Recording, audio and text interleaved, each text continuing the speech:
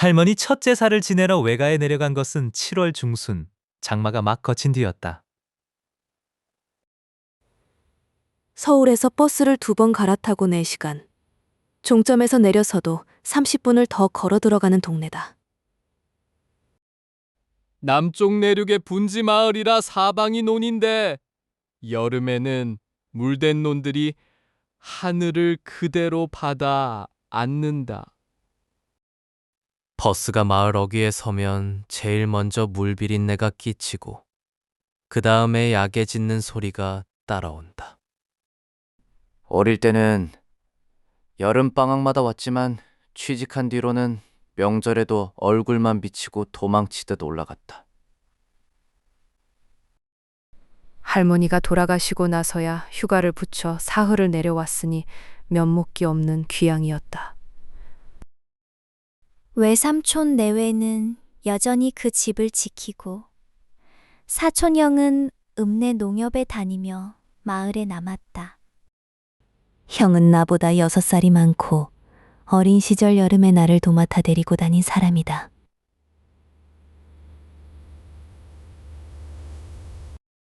물고 보는 법도, 미꾸라지 잡는 법도, 뚝방에서 자전거 타는 법도 전부 형에게 배웠다. 그런 형이 마당까지 나와 나를 맞는데 어딘가 낯설었다. 웃는 낮은 그대로인데 눈이 자꾸 나를 지나쳐 내 등 뒤로 갔다. 등 뒤에는 대문이 있고 대문 너머에는 논이 있었다.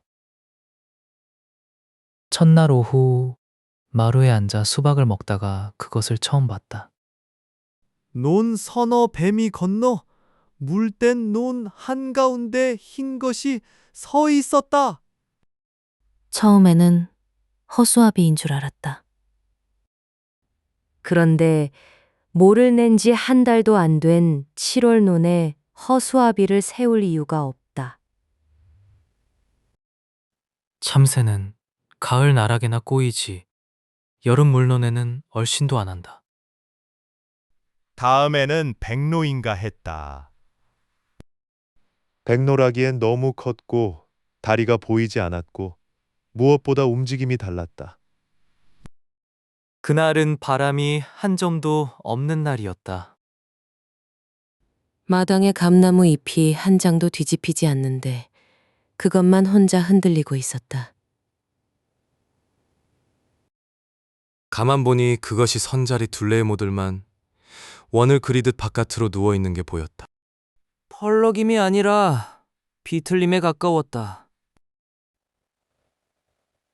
빨랫줄에 천이 나부끼는 게 아니라 물에 잠긴 천이 물살에 감기듯 허리부터 천천히 꼬였다가 풀렸다. 나는 수박을 든 채로 한참을 그러고 있었던 모양이다. 마루로 나오던 외숙모가 내 시선을 따라가더니 들고 있던 채반을 소리나게 내려놓았다.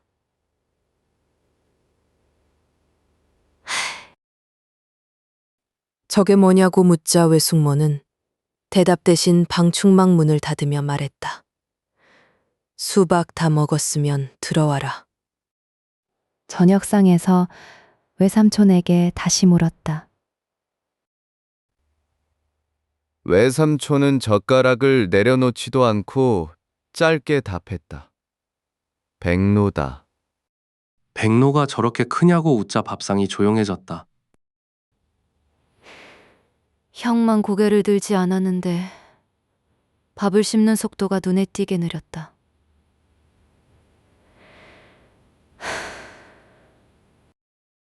그날 밤 모기향을 놓아주러 온 외숙모가 방문을 닫고 낮게 말했다. 눈에 흰 거 보여도 오래 보지 마라. 왜냐고 묻자 외숙모는 모기 향 끝에 불씨만 들여다봤다. 뭔지 알려고 하지 마라. 이 동네 사람들은 다 그러고 산다. 이상한 것들은 다음 날부터 눈에 들어오기 시작했다. 아침에 물골을 보러 나가는 노인들은 그 논 앞을 지날 때 하나같이 고개를 꺾어 발끝만 봤다. 경운기를 몰던 아저씨는 그 앞에서 속도를 줄이기는커녕 오히려 올렸다. 마을 회관 앞 정자에서 내가 논 얘기를 꺼내자 노인들의 부채질이 일제히 멎었다. 그중 제일 연장자인 할아버지가 담뱃대로 마루를 두어 번 치더니 입을 열었다. 외가리요. 여름마다 오는 외가리.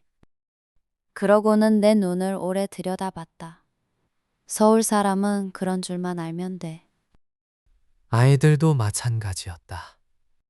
슈퍼 앞에서 아이스크림을 먹던 애 둘이 그 논을 등지고 앉아있길래 왜 돌아앉았냐고 물었다. 큰애는 심드렁했다. 할머니가 외가리 오래 보면 눈 나빠진댔어요. 작은 애가 제형 옷자락을 잡아당기며 속삭였다. 그거 외갈이 아니잖아. 이제 형 얘기를 해야겠다.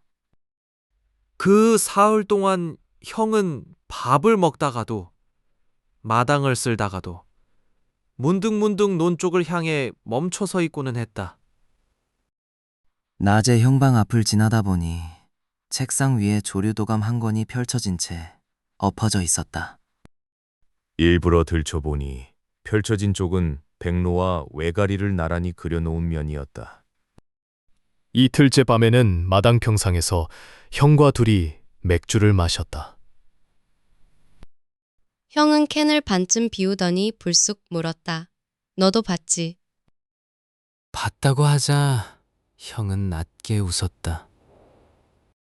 그 웃음이 내가 아는 형의 웃음과 박자가 달랐다.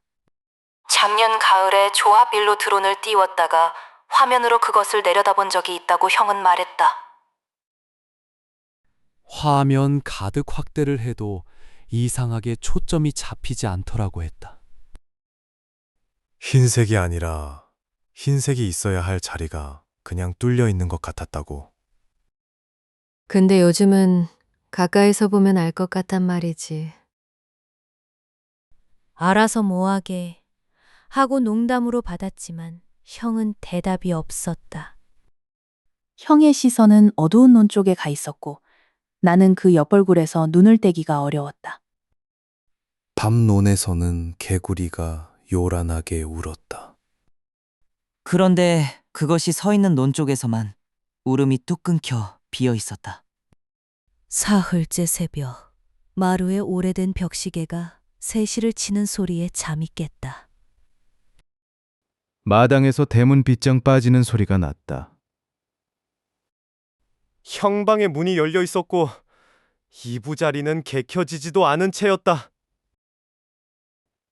맨발에 슬리퍼만 꿰고 뚝방길로 뛰었다.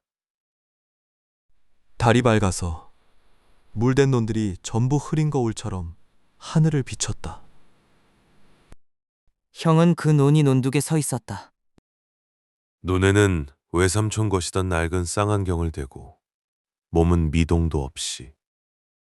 그리고 그것은 어제보다 2배 미는 가까운 논에 와 있었다. 달빛 아래에 그것은 흰빛이라기보다 젖은 종이의 색이었고 수면에 비친 제 그림자와 다른 박자로 뒤틀렸다. 나는 그것을 똑바로 보지 않으려고 시선을 형의 뒤통수에 박은 채 이름을 불렀다. 형이 쌍안경을 내리는 데는 한참이 걸렸다. 돌아본 얼굴이 웃고 있었다. 이야, 나 이제 알 것 같다. 형이 그 말을 하는 동안에도 시야 가장자리에서 그것이 한 뼘씩 커지는 게 느껴졌다. 커지는 게 아니라 가까워지는 거라는 생각은 형의 팔을 잡아 끌고 나서야 들었다. 형은 의외로 순순히 끌려왔다. 잡힌 팔이 한여름 밤인데도 서늘했고 손목 안쪽에 맥이 이상하리만치 느렸다. 다만 뚝방을 내려오는 내내 고개만은 그쪽으로 꺾여 있었다. 제사는 무사히 지냈다. 향 연기가 곧게 오르는 동안에도 나는 자꾸 열린 문틈으로 마당 쪽을 살폈다. 제밥을 물리던 외숙모가 나에게만 들리게 말했다. 형은 우리가 본다. 너는 올라가라. 떠나는 날 아침, 형은 정류장까지 배웅을 나왔다. 낯빛은 사흘 중에 제일 평온했다. 그 평온이 마을에 들어서던 날의 낯섦보다 무서웠다. 버스가 오자 형은 내 어깨를 두어 번 두드렸다. 겨울에 와라. 겨울엔 안 보인다. 맨 뒷자리에 앉아 창밖으로 지나가는 논들을 봤다. 초록 일세계들 가운데 흰 점 하나가 따라오듯 씨앗 끝에 계속 걸렸다. 나는 눈을 감았고 종점에 닿을 때까지 뜨지 않았다. 서울에 올라온 뒤로 형에게서 가끔 전화가 온다. 대개는 농협 일이나 외숙모 무릎 얘기 같은 심상한 안부다. 그런데 지난주에는 한참 말이 없다가 수화기 너머에서 낮게 웃는 소리가 들렸다.